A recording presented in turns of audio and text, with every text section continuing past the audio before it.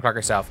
I hope to share a better update, but I will not be returning to play the season. I spent hours in the gym every day with the singular goal of getting back out there. Disappointed isn't a big enough word to describe how I'm feeling. I want to thank everyone who has had my back through all this uncertainty. This has been incredibly frustrating, but even in the bad, there is good. And the way the fans continue to show up for me and for the Fever brought me so much joy and important perspective. I'm so proud of how this team has only gotten stronger through adversity this year. Now it's time to close out the season and claim our spot in the play. The WNBA in panic after viewership takes massive hit after Caitlin Clark announcement. Breaking news has shaken the WNBA to its core, leaving fans, analysts, and league executives scrambling for answers. Caitlin Clark, the league's brightest star and arguably the most impactful player in the history of women's basketball, has officially announced she will not return for the 2025 season.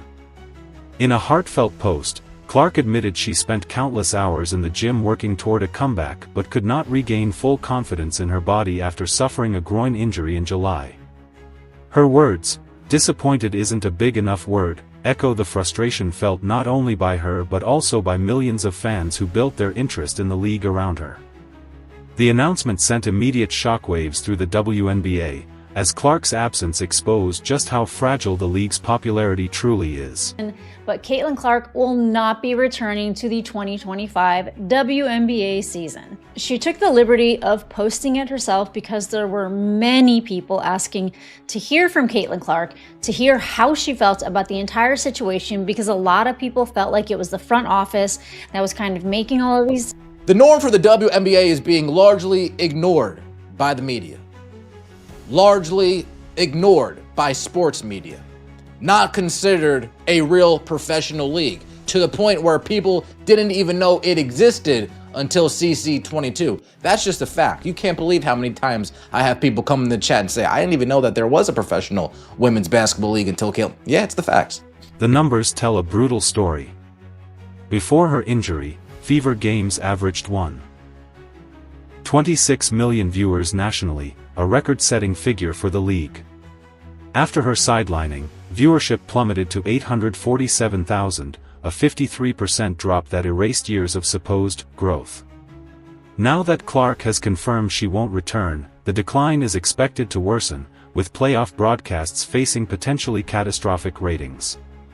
Ticket sales have mirrored this collapse. Chicago Sky games against the Fever once commanded $80 plus resale prices but fell to as low as $25 when Clark wasn't on the court. The Washington Mystics even moved a game to Baltimore to accommodate demand for Clark, only to see prices crash from $41 to $14 after her injury news spread. The Fever and Clark saying that she tried to get back on the floor. It appears that she just ran out of time, not able to get enough confidence back in her body as the season wraps up and the playoffs are likely about to begin for Indiana. I mean, it's a gut punch that basically encompasses an entire season of them. The Fever have lost so many players to injury, but obviously none bigger than Clark. And there was such a wait for this second season after her magnificent rookie season. And then, the anticipation of her possibly coming back only for that. What was once a frenzy has become a freefall. Beyond economics, the cultural impact is undeniable. Clark wasn't just another player, she was the WNBA's marketing engine, its primary ticket draw, and the reason casual fans tuned in. Sports economists estimated her total economic influence this season could have exceeded $1 billion, factoring in merchandise, tourism, and broadcast deals. Without her, the WNBA is facing an existential crisis. Networks like ESPN and ABC, which built programming strategies around Clark's presence, now face a playoff stretch without their biggest star.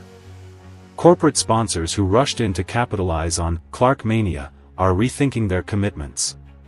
When she was supposed to return versus the Minnesota Lynx, supposedly, and then the Scott Agneses and all them start talking about she suffered a bone bruise in Phoenix, I told y'all it was a wrap. It was done. It was done. They knew it.